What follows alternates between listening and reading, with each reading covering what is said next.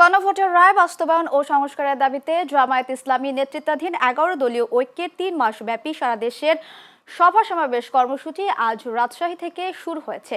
বিকেলে রাজশাহীর ঐতিহাসিক মাদ্রাসা ময়দানে এ সমাবেশ অনুষ্ঠিত হয়। এতে প্রধান অতিথি হিসেবে উপস্থিত থেকে বক্তব্য রাখেন বিরোধী দলীয় নেতা ও জামায়াত আমির ডাক্তার শফিকুর রহমান। এছাড়া জোটের অন্যান্য দলের শীর্ষ নেতারাও বক্তব্য দেন। এ সময় গণভোটের রায় বাস্তবায়নের পাশাপাশি জনদুর্ভোগ লাঘব এবং পদ্মার পানির ন্যায্য হিস্যার দাবি জানানো হয়। একই সঙ্গে দেশ জুড়ে ধারাবাহিক কর্মসূচির অংশ হিসেবে 13 June Chattogram, 20 June Khulna, 27 June Mymensingh, 11 July Rangpur, 18 July Barishal এবং 25 জুলাই সিলেটে বিভাগীয় সমাবেশ অনুষ্ঠিত হবে। এরপর 13 জুন চট্টগ্রামে, 20 জুন খুলনায়, 27 জুন ময়মনসিংহে, 11 জুলাই রংপুরে, 18 জুলাই বরিশালে এবং 25 জুলাই সিলেট বিভাগীয় সমাবেশ হবে। এসব সমাবেশে সিটি কর্পোরেশন, বিভাগীয় শহর ও জেলাকে সম্পৃক্ত করা হবে। এরপর ঢাকায় মহাসমাবেশ করবে এই জোট। এই দেশ কোনো দলের নয়, গোষ্ঠীর নয়, পরিবারের নয়।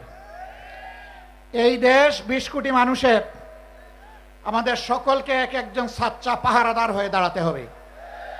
অন্যায়ের বিরুদ্ধে এক একজন যোদ্ধার ভূমিকায় অবতীর্ণ হতে হবে।